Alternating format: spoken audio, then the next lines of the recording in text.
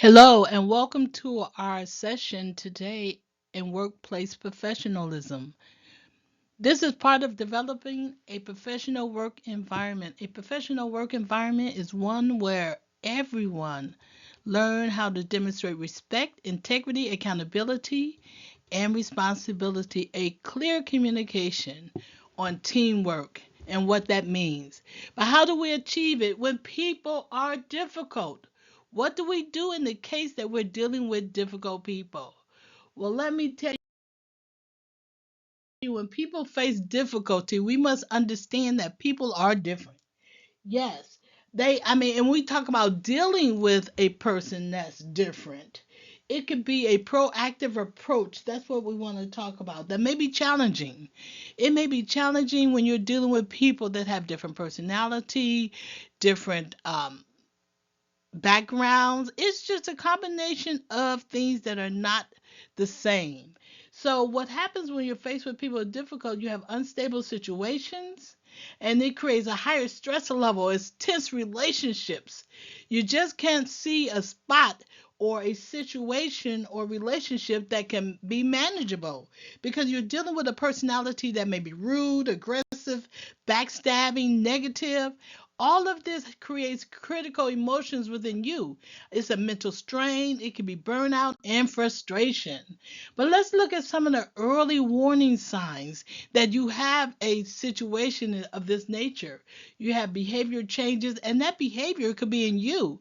When you see this person come up and you know that they're hard to work with, all of a sudden you yourself become sheltered or unstable, and you have emotional feelings, but there's behavior changes that happen in you. It could be verbal disputes that you're having with the other person, and there's physical warning signs. I don't like that person. That person could enter the room and you've already prejudged. I do not like them. I don't like them because they're rude, backstabbing, negative. But I'm letting you know that we as a people, as Martin Luther King said, can get to the promised land. But we can when we understand that you can stay in control of yourself. Protect your peace by remaining calm, cool, and collective. Make sure that you understand that you have to be an empathetic listener, and when you understand what they're going through, maybe you can understand what is happening that makes them do what they do. So you have to be aware of others. You have to be aware of others because when you do that, it can help you find a solution, and together it can restore trust and reduce anxiety during a stressful time. We want to make sure that you stay in control of yourself. And so what we have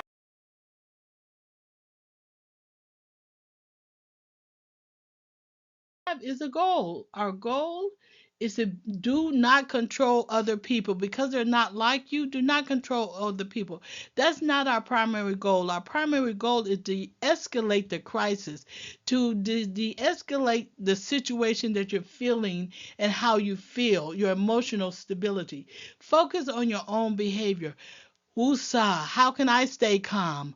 Wusa, how I can work collectively with this person, how I can be a team person, what I need to do to change so that the two negatives, I don't become the difficult person in the room. How can I make sure I'm not the difficult person in the room? I want to encourage you all to look at these goals and focus on yourself, focus on your own behavior, and then work collectively on the shared goals that you would have as a person that you're trying to create a positive professional environment. That's our goal, is to have a positive professional environment. And to do that, we've got to become a team.